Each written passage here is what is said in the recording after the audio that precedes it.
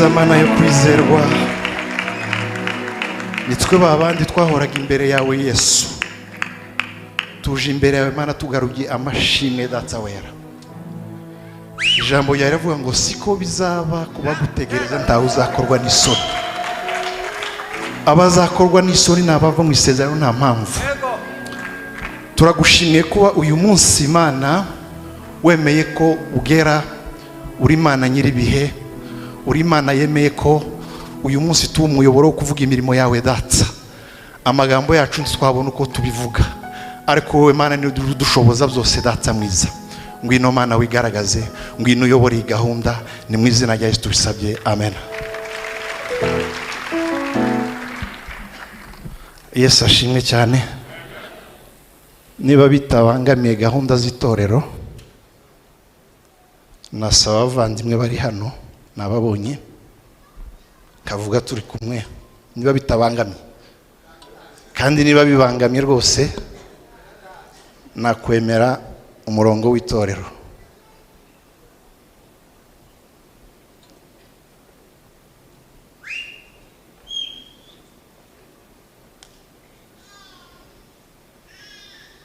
Amen. Ndi kumwe na mugenzi wanje hano, madame.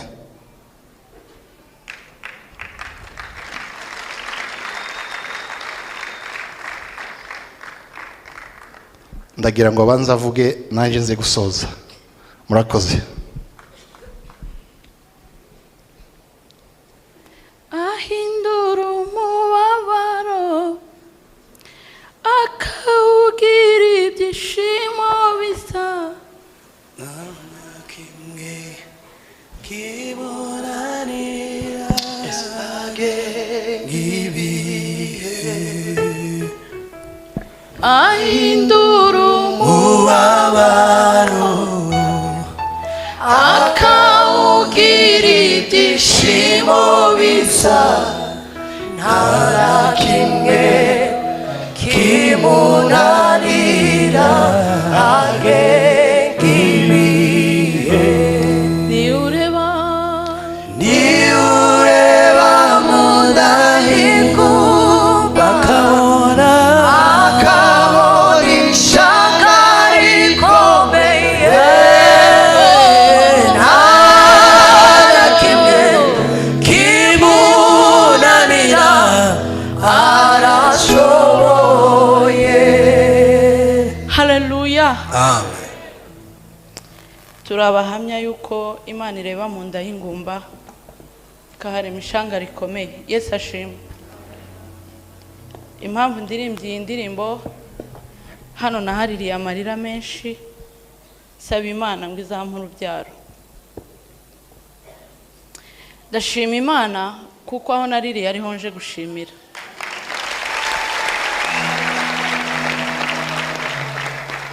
Ahari wenda nari gupfa ntaraza kuhashimira, birashoboka, ariko ndashima Imana ko uyu munsi ugeze.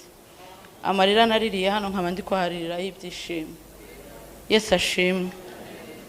Ndashima Imana mu myaka 11 kuko yaduhaye umwana w'umukobwa.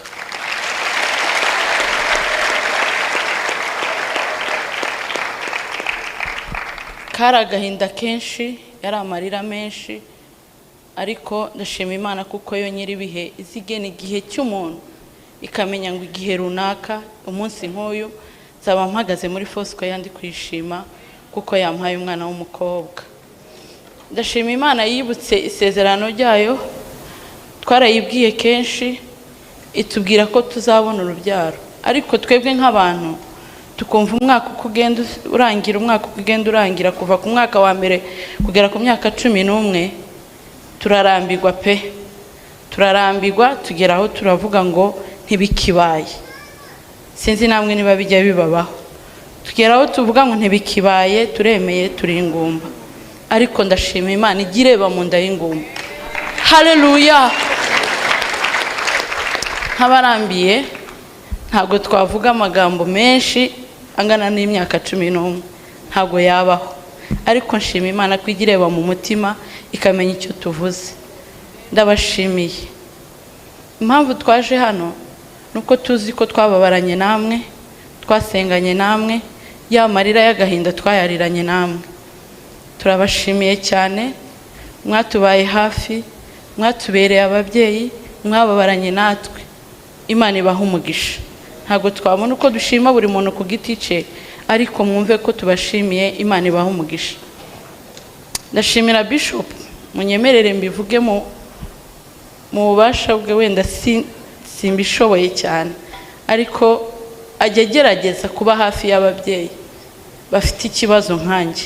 Ntabwo dusengera hano, ariko ajya agerageza akatuba hafi, akatubera umubyeyi, agasengana natwe, akakwereka ko muri kumwe.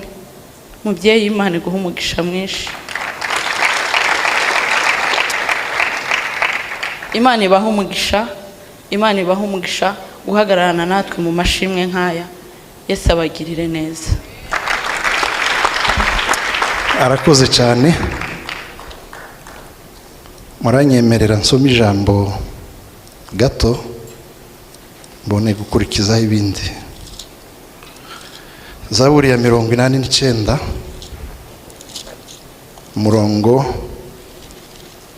igice cya umurongo wa 33 34 kugeza ku 35. 89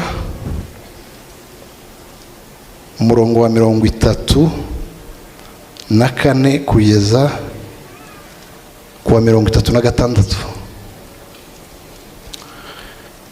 Bibiliya iravuga ngo ariko sinzamukuraho rwose imbabazi zanjye, sinzavuguruza umurava wanjye, sinzica isezerano ryanjye, sinzahindura ijambo ryavuye mu kanwa kanjye. Igihe kimwe narahiye kwera kwanjye ko sinzabesha Dawidi. Imana ishimwe cyane. Igihe kimwe narahiye kwera kwanjye ko ntazabesha Dawidi. Wanasifiwe. Ntabwo ngiye kuvuga amakuru y'urugendo rw'imyaka 11 yarabivuze madame, ntawashobora kuyavuga muri uyu mwanya muto dufite. Ariko kandi tutanagize n'ibyo tuvuga, kubona njyewe na madame hano n'uriya mukobwa mwiza turi kumwe Imana yaduhaye, ni ubuhamya buvuga rwose. Nubwo norekera ahangaha, ariko ni igitangaza kivuga.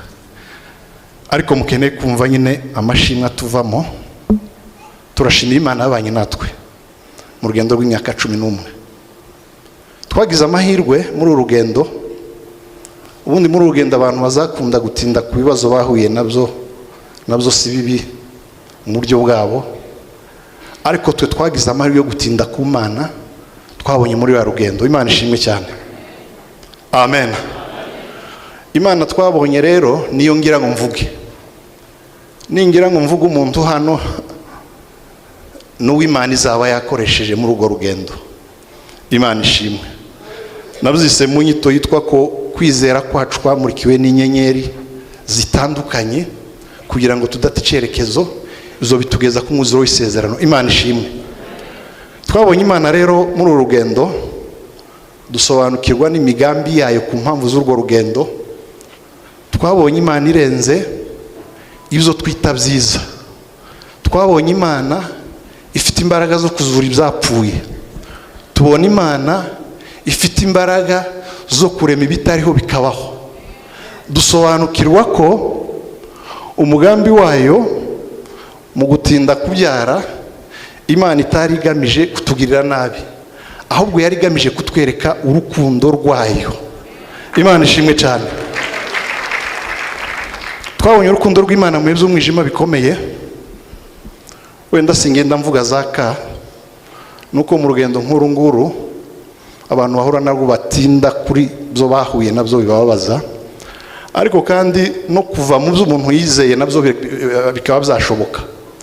Impamvu mvuga intention y'Imana ko gutari kutubabaza nuko mu gihe cyangwa Irene yaraducamura ikatugarura. Imana ishimwe cyane. simvuga amakuru urugendo, ariko ndavuga hari akantu kamwe ntareka kuvuga. Hari mu mwaka w'ibihumbi 2020, ico gihe hari muri lockdown, hari ibibazo byinshi bitandukanye murabizi bya rusange. Tugira amahirwe yo kwegera Imana, turayibona pe, tugera ku rwego tunezezwa no kumva ko ibi ndabivuga, simbivuga kubera ko Imana yasohoje isezerano ryayo gusa, nabo twaganira ico gihe no mu buhamya zambivuga. Twabonye Imana ifite imbaraga zishobora gutanga ibyishimo mu gihe abantu badafite umwana bakishima bigashoboka. Ibi mvuga si amagambo, Imana ishimwe cyane. Ico gihe nza nibuka hari igitangaza Imana yadukoreye, imaze kukidukorera, naco cari kimaze nk'imyaka 8 tugisengera. Imana ngo imare kugikora, ndavuga nese ejo bundi nuduha n'umwana, nukuvuga ko hari ibingibi tuzaba dupfana. Umukozi w'Imana Huduma hari akantu yavuze, yaje kubwiriza iwacu, aravuga ngo abantu benshi ngo bapfana ni ibyo bapfana n'Imana n'ibyo bayishakaho. Bwana sifiwe. Impamvu zako kantu nuko birashoboka ko ico gihe Imana nayiboneraga mu by'inkorera byiza, kumpa akazi keza, kumpa amazu meza, mu kumpa amafaranga n'ibindi byitwa byiza. Bwana sifiwe. Ndabibuza n'ijambo Bishop yavuze ubushize twaje kuri Imana Rehoboti, yavuze ikintu numva ari njabwiye kabisa, aho yabwirije gusa na Yesu binyuze mu kigeragezo. Amen. Rero Imana imaze gukora ico gitangaza, nararebye ndabona Imana kuvuga ngo ejo bundi nuduha n'umwana bisa birangiye. Ariko ngira amahirwe yo gusobanukirwa ko Imana irenze ico kintu yadukoreye, irenze uyu mukobwa mwiza yaduhaye. Twiringira ya Mana Bibiliya izivuga ngo ibirenze iby'ubuzima. Biravuga ngo niba ibyiringiro byacu ari iby'ubuzima, turakugirirwa imbabazi nk'abandi bose. Kubona Imana muri promotion n'ibindi byizi gukorera wigize nto cyane. Ico nshimira Imana nuko muri urwo rugendo ari amahirwe twagize kwibona mu yindi version. Imana ishimwe cyane. Haleluya. Haleluya. Madame yabivuze atangira avuga ukuntu twaje gushima no kuko ari benshi twariranye. Ejo hari umuntu wambajije ngo ese ni gute nza gushimira hano kandi atari yo nsengera. Nabwira ntangaha twarahaririye, twarahasengeye, twarahahize, hari imiryango, hari abavandimwe babanye natwe. By'umwihariko reka mvuge gato trajectoire ntoya nyuma y'ugo rugendo habaye muri 2018 2017 dusa n'abari barabivuyemo, twarakiriye ko ibi bintu tutabihamagariwe rwose. Aho harageze nyuma yabwo nja kubaza Imana, iranyibwirira inyura mu muntu. Uwo muntu ntabwo yaje live, no muntu waje mu nzozi. Arambwira ngo ese ngo hariya ngo kuribaza ngo ndi muzabyara. Ico gihe ari mu kwezi kwa 5 2017 ku mpera zako. Ico gihe kura igisubizo ko tuzabyara. Pani zo kuvuga ngo abantu bambwiye bampanuriye, nabyo si bibi Imana izivuga kandi zikoresha abantu, ariko ngewe yaranyibwiriye. Imana ishimwe cyane. Nyuma yabwo gusa nyine umuntu ntazabura akanyundo kamukomanga wagira ngo unezerwe, akaza akantu ko nta mwana. Nyuma twaje kubonana n'umushumba hano, wenda mbawari niba bitari ngomba kubivuga. Nzanibuka n'itariki hari ku itariki 2 z'ukwezi kwa 6 2017 muri mwaka nari mvuze. Ikanisa bari batarari transforma gutya. Turaganira, aradusengera, atubwira ibyo Imana yamubwiye. N'abari muri za nyenyeri navuze zatumurikiye. Iwe apare yo kuvuga gusa ibyo Imana yavuze ko tuzabyara, yatubwiye n'inzira y'Imana kugira ngo tuzare. Bisho Imana igumugisha. Nagiye nganira n'abantu benshi hano b'inshuti batandukanye, Pastor Ben hano sinzi uko bije kugira umuvuge itondo kimwe narabyutse ndavuga nti wanyura hano ngasenga hakira kumba hariya sinzi ukuntu nyine twaganiriye nyine kuri iyo ishu tumaze kuganira niteguye amagambo aryoshe ampumuriza waje kumbwira ijambo risa n'iryinshi intege ariko nza kuryumva nyuma mureke ndivuge uranyemeye mbivuge yarambwiye ngo nawe ngo aramutse ngo ari Imana ngo ko mu muryango wacu ngo haruhura n'ico kigeragezo ngo ninje yahitamo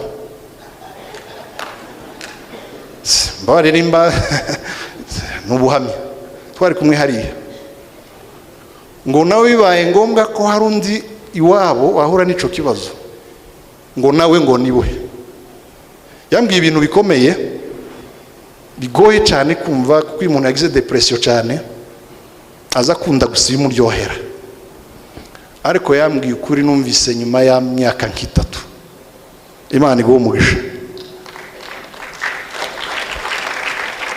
nawe uri muri za nyenyeri amen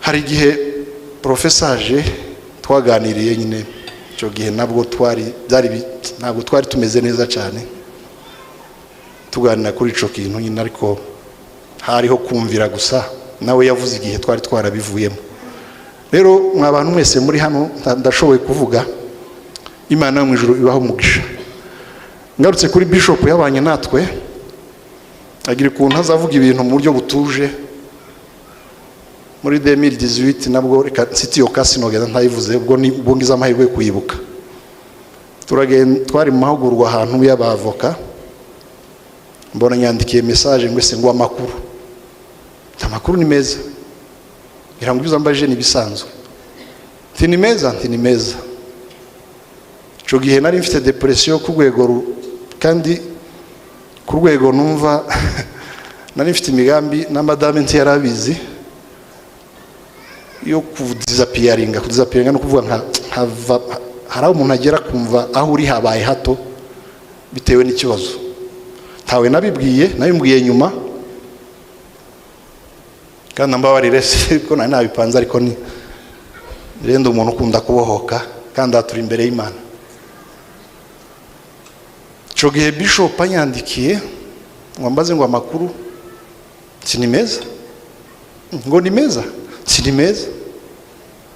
cyamara ejo bundi nabonye bari bafite amasengesho y'iminsi 21 nza hano bene ibinyine byo kwidisira kugira ngo numve aramwe nyamara kuwa gatatu nabonye ufite ikibazo gikomeye cyane kumbe we ndazi ko mfite n'indi migambi cyo genda bisengera Imana irankalma rero nyakuba bishop Imana igumugisha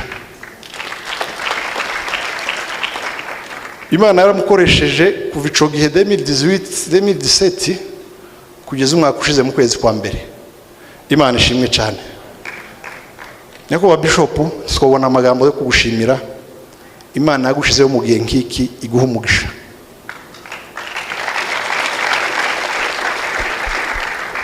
turashimira Imana twarayibonye bitari bizo kuyibwirwa tuyibona mu bihe bikomeye hari n'igihe nigeze kuja gusenga rimwe muri mwaka wa 2013 nyuma y'ubukwe tumaze amezi 9 wiwacu yararambiwe ku mezi 4 nja gusenga ahantu iyo ngiyo mara iminsi 3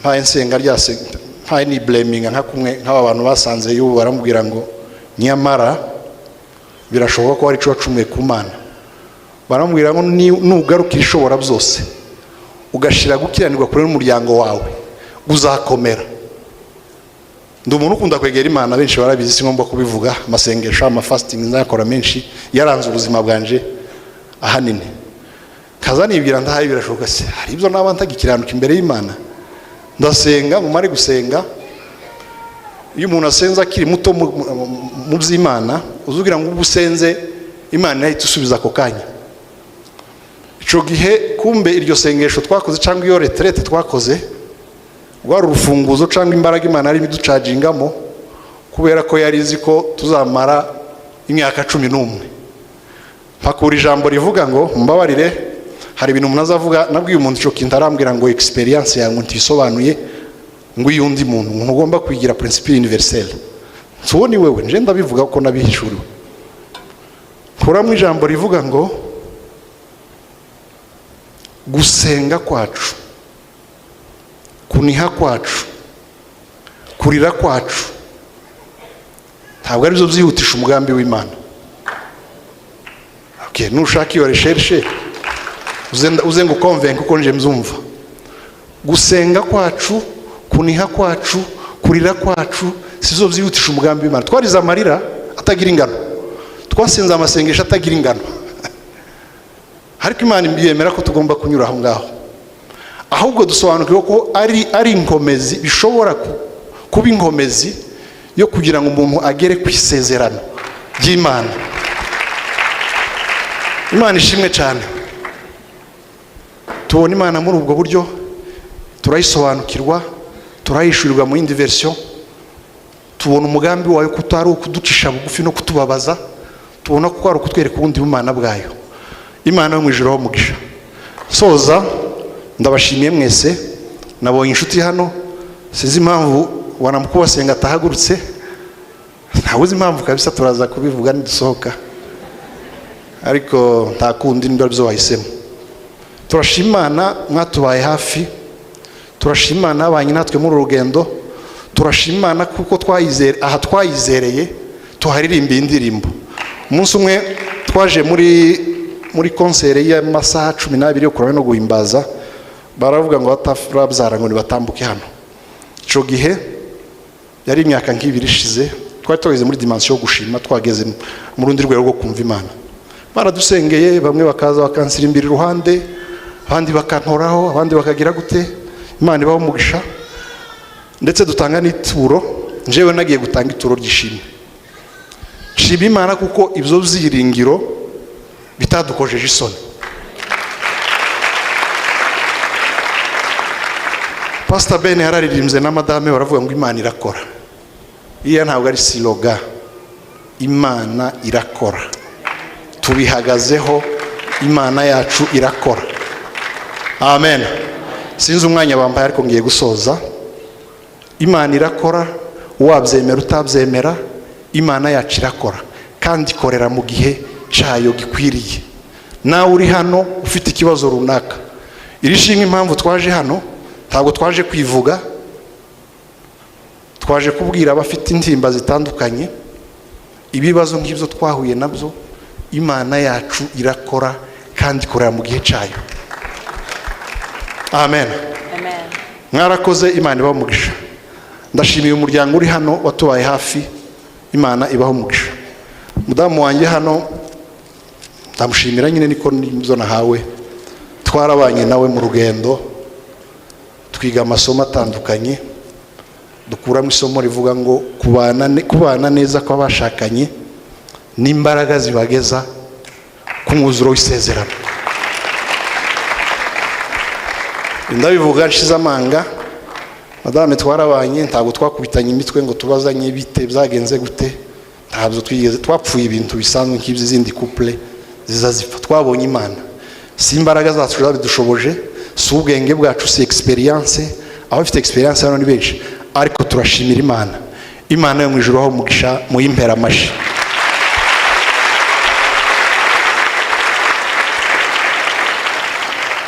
Twateguye n'ituro ry'ishimwe, ubwo ababishinzwe baza kurireba. Turavuze ngo Imana ibahe umugisha. Murakoze cyane, Imana ibahe umugisha namwe kubwishimwe. Thank you so Imana